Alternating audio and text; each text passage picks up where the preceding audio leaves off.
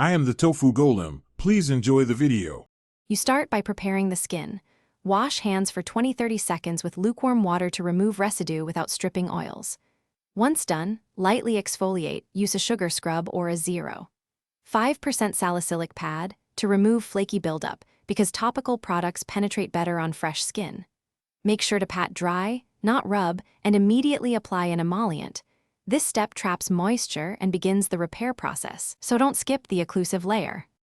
Next, focus on deeper repair. Choose a cream that has 5-10% glycerin or 3% urea so you get both hydration and mild keratolysis. That combination softens tough patches while drawing water into the skin. Then, massage the product into creases and cuticles for 60-90 seconds. This mechanical action increases absorption.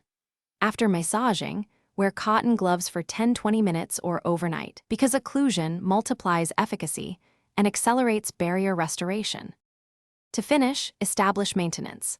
Apply an emollient 2-4 times daily and immediately after hand washing to keep the barrier strong. Once healed, continue light moisturizing to prevent relapse and use a humidifier at 30-50% when air is dry. If you notice persistent redness, severe cracking, bleeding, or pain, seek a clinician. Those signs need evaluation and may require a short course of topical steroid or prescription therapy. That's the key troubleshooting step. Don't wait if symptoms worsen. Thanks for watching. Consider subscribing if we helped you today.